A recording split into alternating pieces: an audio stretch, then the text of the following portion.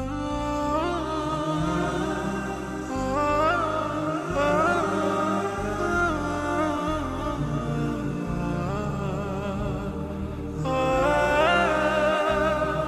name is Yusuf. I was born in Colombia. I came to Vancouver 8 years ago. When I was a child, I was very happy boy. Like we like to enjoy life a lot, play outside a lot, and sometimes we go with the grandma. We go to the church.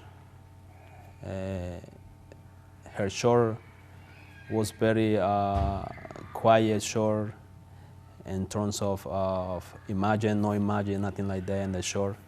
Well, my mom, she basically followed Catholic. Yeah, but like I was saying, my grandma, she followed evangelical religion. My mom followed Catholic. With my mom, we go to Catholic church, but with my grandma, we go to evangelic church. And made difference in between the Catholic church, they praise the Trinity, but evangelic church, there's only one God, right?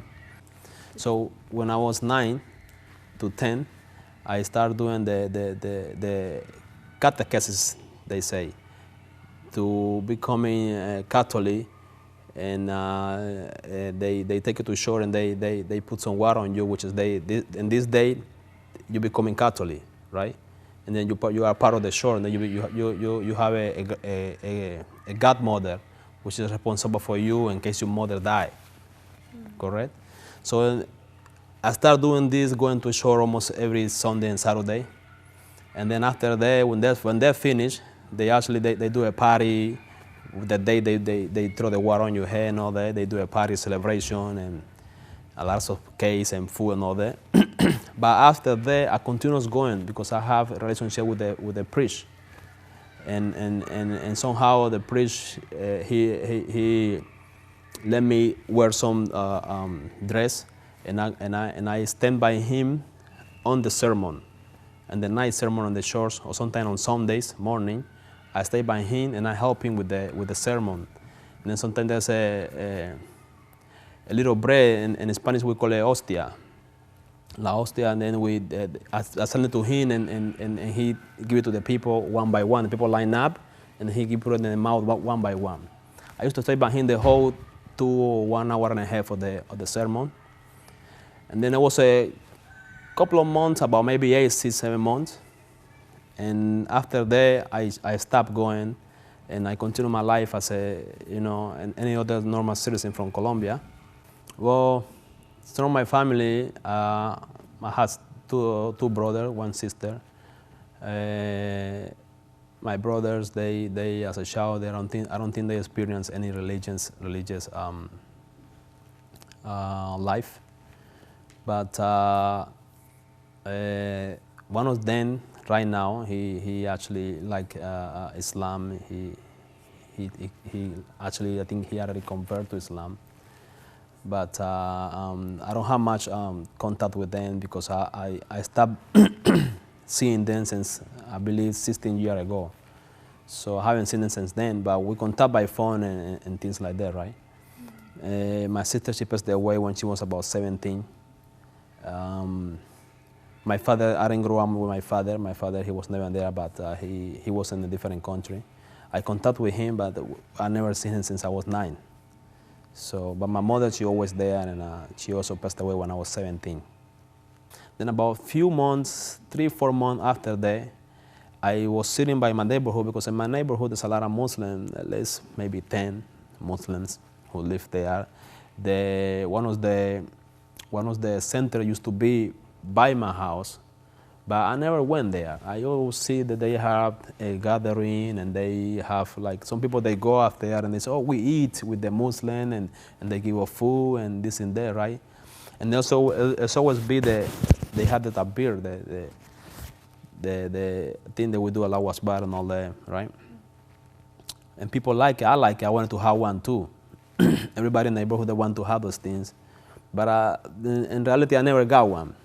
And after my mom died, 4 months after, there was a brother. His name is Justo. So his name in Islam is Adel. right now. And he said, he was sitting by us, we was talking with my friends, and I was saying that I wanted to go to the United States, that I need to learn English, that I need to go to the United States. So he told me, why don't you come to our center? I teach you English for free. He told me. I said, okay, if it's like that for free, I go and learn, why not? So we set up a day and, okay. So then I started believing, because of this, I started believing that this is what Allah wanted from me. Because I didn't look for this, it came to me, right? So then he took me to the center, and then there was two classes. There was an English class and there was an Islamic class. So I went to the English class for a couple of days, but about maybe the second days, I switched. I switched to Islamic class. I just sit there and start listening.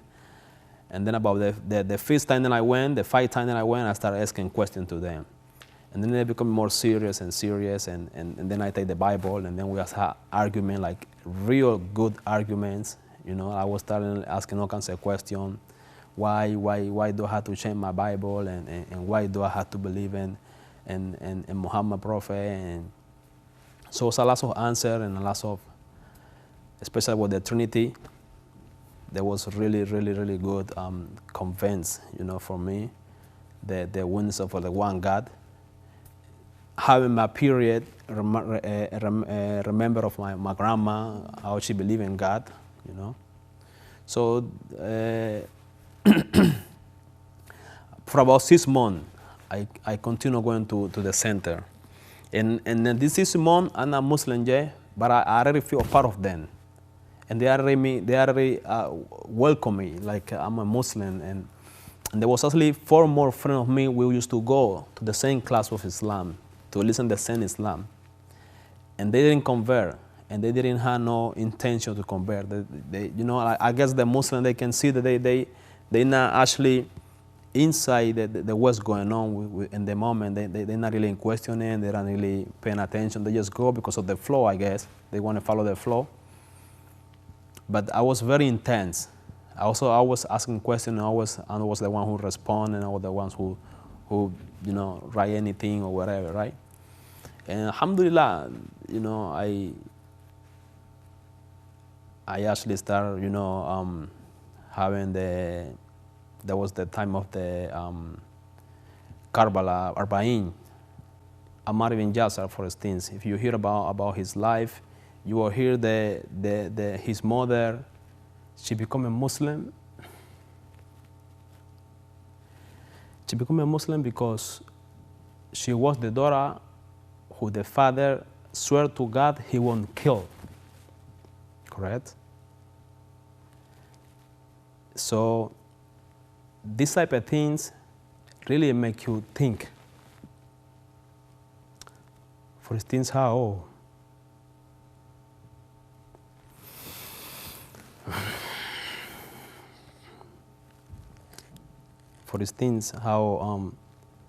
Ammar ibn Yasir, he touched the statues that fell, and the question from the mother, and the answer that he gave the mother, right? So alhamdulillah, right? So those things are really true. Bilal, Muhammad Prophet, he bring him from nothing to say the Adhan.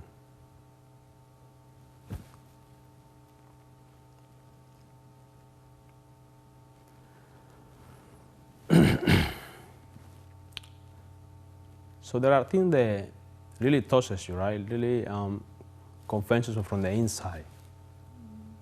This is something you should follow. This is something you should go to.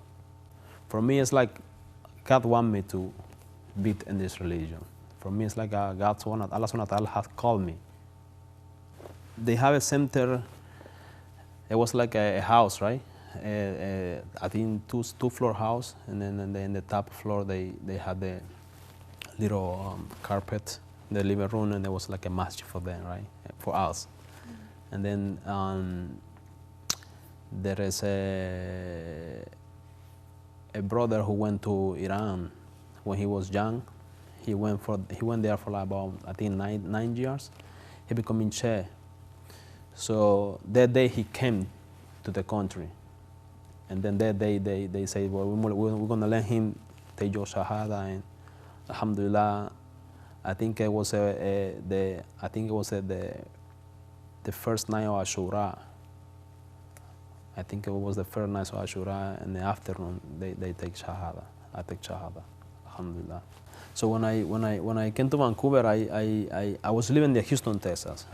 I used to go to mass there, but I don't know, somehow I never found a Shia community, but they do have. They do have. After I was here, I actually get to get in touch with some brother in Houston.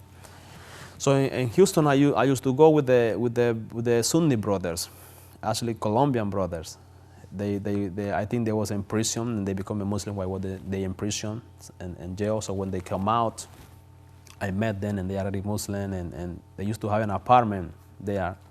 And we used to go and I used to pray with them. I used to pray with them and share with them. But I never say I'm Shia or nothing like that. I just quiet and I just wanted to be with them, right? I just wanted to be around the religion, right?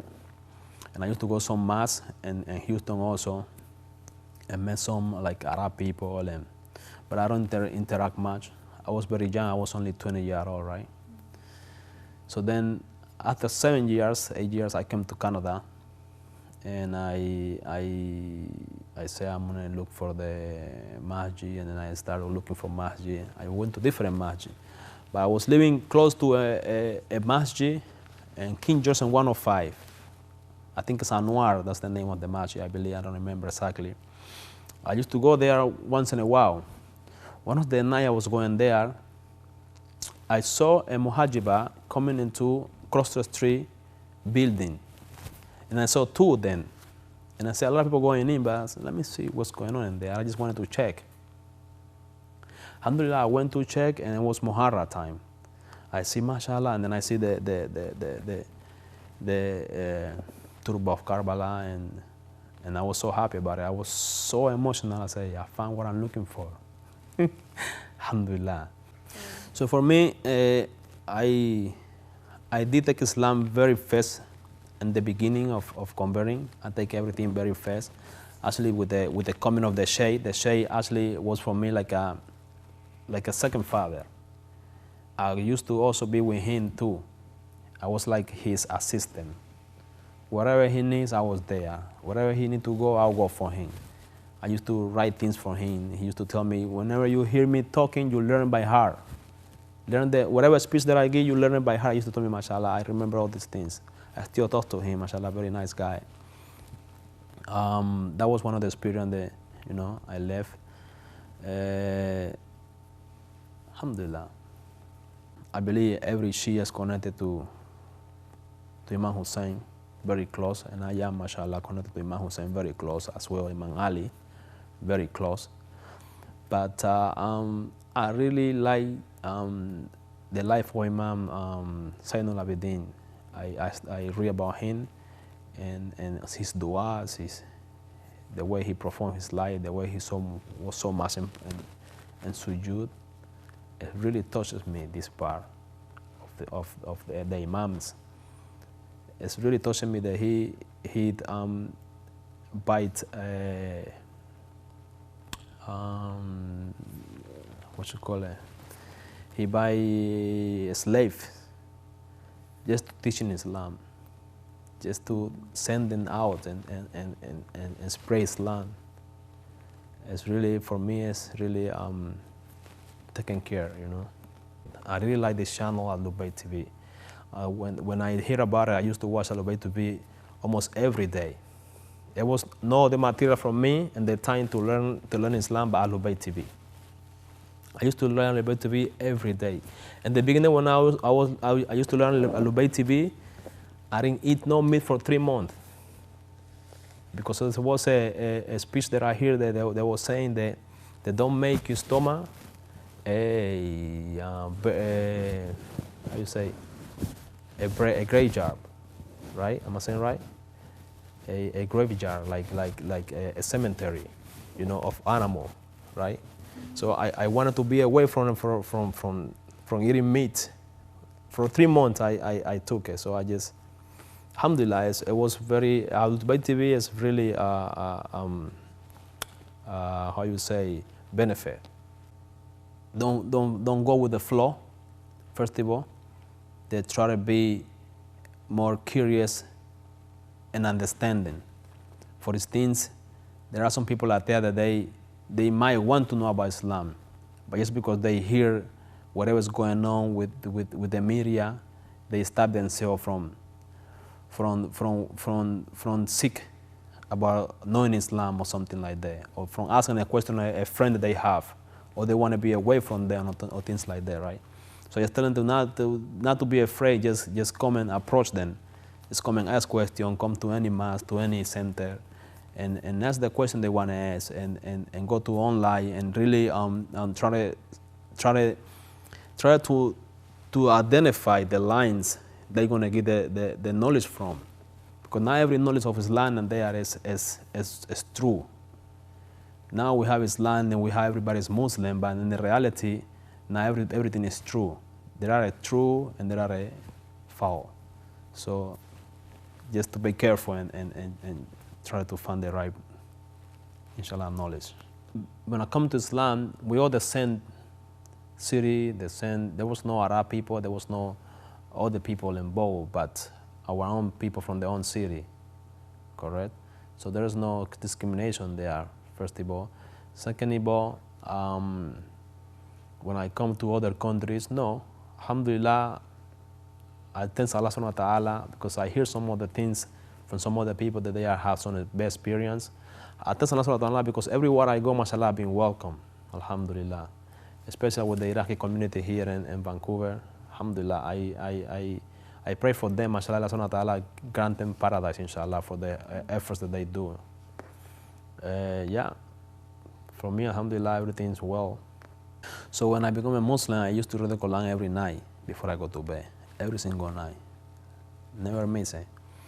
So I used to read a lot of Surah Baqarah, Surah 2 from the Quran.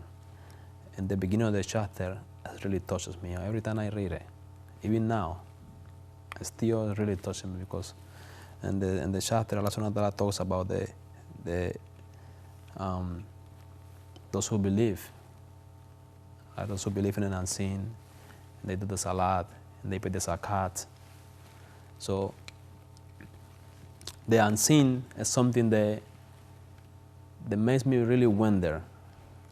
Now this day, for example, on those times, the unseen for me was first Allah and the resurrection day and everything that we cannot see within us, which is in us, right? It's between us, but we cannot see them, like the soul. We cannot see the soul, but it's there, right? All these things Allah subhanahu wa ta'ala created, correct? But then now, my Islam, mashallah, is updated more and more. So now, mashallah, we have more knowledge for Imam Mahdi. And then he becoming also part of the unseen for me. I cannot see him. So when Allah subhanahu wa ta'ala talk in the Quran about the unseen, I relate the unseen also with Imam Mahdi, right? Also not just Imam Mahdi, but also the Prophet, because I don't see the Prophet. I believe in him, but I didn't see him. I believe in all the Imams. I believe in Imam Ali. I don't see Imam Ali, but I strongly believe in them. So this particular ayah is really, really touching me. I asked the Sheikh in Colombia, Sheikh Munir, I asked him to send me my Fatima Jinnah dua book. I sent him some money and he sent me the book back. And this book, mashallah, has so much relationship with him and with this book. And I recite dua every morning.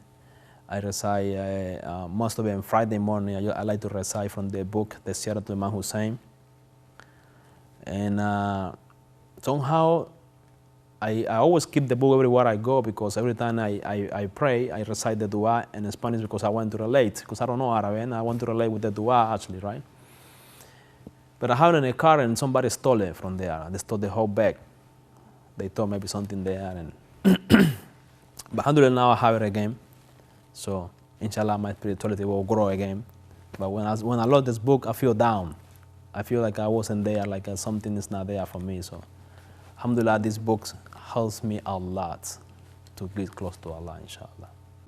Before and after Salatul Fajr, inshallah, if I like to do Salatul Layl a little bit, inshallah, if I feel, sometimes I don't feel like, but sometimes I feel with the necessity of doing Salatul Layl.